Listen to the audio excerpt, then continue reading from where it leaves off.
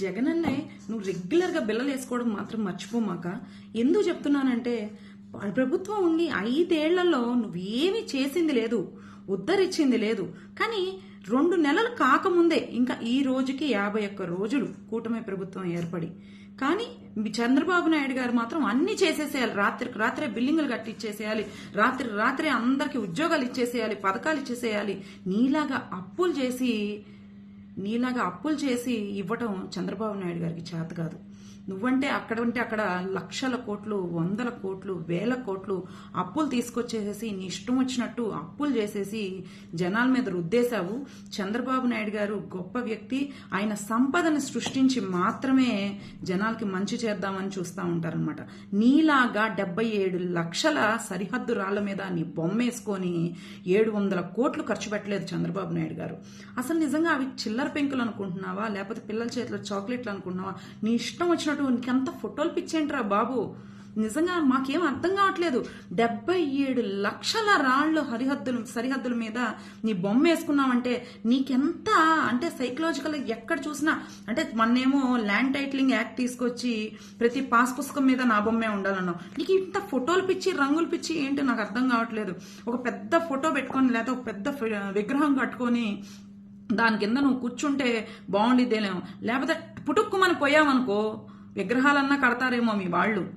పుట్టుకునన్నా నువ్వు పోనన్నా పోవట్లేదు. మరి ఇన్ని మాట్లాడుతున్న మీకు నువ్వు ఆరోగ్యశ్రీ మీద 1500 కోట్లు అప్పు తీసుకొచ్చావని తెలీదా? విద్యుత్ మీద 1,29,000 కోట్ల బకాయిలు తీసుకొచ్చావు. కాంట్రాక్టుల మీద బకాయిలు తీసుకొచ్చావు. నిజంగా ఫీజు రియంబర్స్మెంట్ మీద 3,500 కోట్లు బకాయిలు తీసుకొచ్చావు. ఫైనాన్స్ మీద, నిరుద్యోగుల మీద, ఉద్యోగాల మీద 21,950 కోట్ల అప్పు తీసుకొచ్చావు.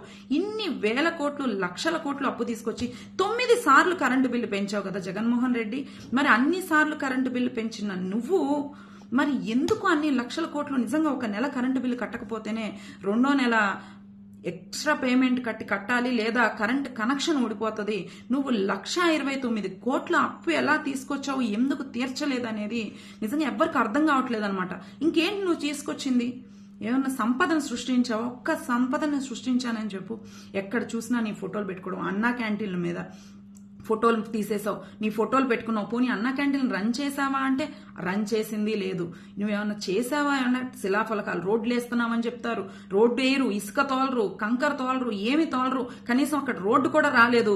ముందే మీకు ఎమ్మెల్యేలు కానీ మీరు కానీ శిలాఫలకాలు పెట్టేసుకుంటారు. ఇంత శిలాఫలకాలు పిచ్చేంటో మీకు ఎవరికి జనాలకు అర్థం కావట్లా.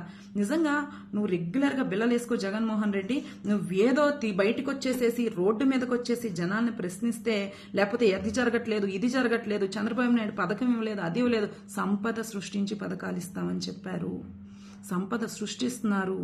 నిజంగా నువ్వు ఎన్నోసార్లు సెంట్రల్కి వెళ్ళేసి ఏదో తీసుకొస్తావని చెప్పి జనాలు ఎదురు చూస్తా ఉన్నారు. నువ్వు తీసుకొచ్చినప్పుడు ప్రతి ఒక్కసారి వెంకటేశ్వర స్వామి విగ్రహం తీసుకెళ్లి వాళ్ళకి ఇచ్చావే తప్ప నువ్వు తీసుకొచ్చింది ఏమీ లేదు.